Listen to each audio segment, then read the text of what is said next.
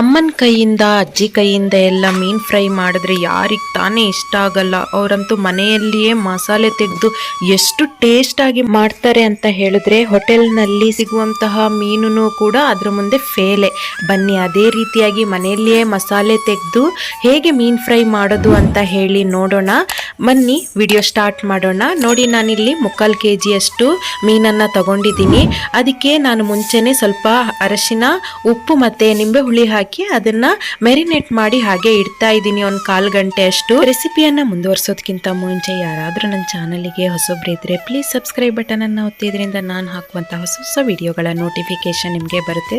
ಬನ್ನಿ ಈಗ ಮೀನು ಫ್ರೈ ಮಸಾಲೆ ಹೇಗೆ ತೆಗೆಯೋದು ಅಂತ ಹೇಳಿ ನೋಡೋಣ. ಒಂದು 20 ಬ್ಯಾಡಗೆ ಮೆಣಸನ್ನು ತಗೊಂಡಿದ್ದೀನಿ. ಹಾಗೆ 1 ಸ್ಪೂನಷ್ಟು ಕಾಳು ಮೆಣಸು, 1 ಎಸಳು ಶುಂಠಿ, ಒಂದು 20 ಎಸಳು ಬೆಳ್ಳುಳ್ಳಿ, ಹಾಗೆ 1 ಸ್ಪೂನಷ್ಟು ಮೆಂತೆ, 1 ಸ್ಪೂನಷ್ಟು ಜೀರಿಗೆ, ಅದೇ ರೀತಿಯಾಗಿ ಸ್ವಲ್ಪ ಹುಳಿಯನ್ನು ತಗೊಂಡು ಅದನ್ನು ಮಿಕ್ಸಿ ಮಾಡ್ಕೊಳ್ತಾ ಇದ್ದೀನಿ. ನೋಡಿ, ಈಗ ನಮ್ಮ ಮಸಾಲೆ ರೆಡಿಯಾಗಿದೆ. ನಾನು ಇದಿಷ್ಟನ್ನು ಕೂಡ ಮೀನಿಗೆ ಚೆನ್ನಾಗಿ ಹಚ್ಕೊಳ್ತಾ ಇದ್ದೀನಿ. ನೋಡಿ, ಅಷ್ಟನ್ನು ಮಿಕ್ಸ್ ಆಗಬೇಕು. ಮಿಕ್ಸ್ ಆದ ನಂತರ ನಾನಿಲ್ಲಿ ಇದನ್ನು ಸ್ವಲ್ಪ ಹೊತ್ತು ಹಾಗೆ ಬಿಡ್ತಾ ಇದ್ದೀನಿ. ಯಾಕಂತ ಹೇಳಿದ್ರೆ ಇದು ಸ್ವಲ್ಪ ಚೆನ್ನಾಗಿ ಮಸಾಲೆ ಎಲ್ಲ ಹಿಡೀಲಿ ಅಂತ ಹೇಳಿ. ನಂತರ ನೋಡಿ, ನಾನಿಲ್ಲಿ ಒಂದು ಪ್ಯಾನನ್ನು ಒಲೆಗಿಟ್ಟು ಅದಕ್ಕೆ ಸ್ವಲ್ಪ ಎಣ್ಣೆನ ಹಾಕೊಳ್ತಾ ಇದ್ದೀನಿ. ನಂತರ ನಾನಿಲ್ಲಿ ಹಚ್ಚಿಟ್ಕೊಂಡಿರ್ತಕ್ಕಂತಹ ಎಲ್ಲ ಮೀನಿನ ಸ್ಲೈಸಸ್ಸನ್ನು ನಾನಿಲ್ಲಿ ಎಣ್ಣೆಗೆ ಬಿಟ್ಕೊಳ್ತಾ ಇದ್ದೀನಿ. ಆದಷ್ಟು ಮೀಡಿಯಮ್ ಫ್ಲೇಮಲ್ಲೇ ಇರಲಿ, ಹೈ ಫ್ಲೇಮಲ್ಲಿ ಇಡಬೇಡಿ. ಯಾಕಂತ ಹೇಳಿದ್ರೆ ಒಂದೇ ಸಲ ಸೀದು ಹೋಗಿಬಿಡುತ್ತೆ ಮತ್ತು ಟೇಸ್ಟ್ ಸಿಗಲ್ಲ. ಹಾಗಾಗಿ ಮತ್ತೆ ಮೀಡಿಯಮ್ ಫ್ಲೇಮಲ್ಲೇ ಬೇಯಿಸಿದ್ರೆ ಅದು ತುಂಬ ರೋಸ್ಟ್ ಆಗಿನೂ ಕೂಡ ಇರುತ್ತೆ, ತುಂಬ ಟೇಸ್ಟೂ ಕೂಡ ಇರುತ್ತೆ. ನೋಡಿ, ಈಗ ಇದು ಹಾಫ್ ಸೈಡ್ ಕುಕ್ ಆಗಿದೆ. ಸೊ ನಾನು ಇದನ್ನೆಲ್ಲದನ್ನು ತಿರ್ಸಿ ಹಾಕೊಳ್ತಾ ಇದ್ದೀನಿ. ನಾನು ಆಲ್ಮೋಸ್ಟ್ 5 to 7 ಮಿನಿಟ್ಸ್ ಇದನ್ನು ಕುಕ್ ಮಾಡಿದ್ದೀನಿ.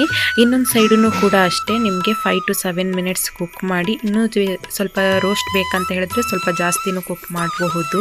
ನೋಡಿ ವೀಕ್ಷಕರೇ, ಯಾವುದೇ ಮೀನು ಫ್ರೈ ಆಗಿರ್ಬೋದು ಅಥವಾ ಮೀನು ಸಾರು ಆಗಿರ್ಬೋದು ಅಥವಾ ಮೀನಿನ ಯಾವುದೇ ಐಟಮ್ಗಳು ಆಗಿರಬಹುದು, ಮೀನಿಗೆ ಯಾವಾಗ ಚೆನ್ನಾಗಿ ಉಪ್ಪು ಖಾರ ಹುಳಿ ಬೀಳುತ್ತೋ ಆವಾಗ ಆಟೋಮೆಟಿಕಲಿ ಅದು ಯಾವುದೇ ಮೀನಿನ ಪದಾರ್ಥ ಆಗಿರ್ಬೋದು ಅದು ತುಂಬ ಚೆನ್ನಾಗಿ ಬರುತ್ತೆ.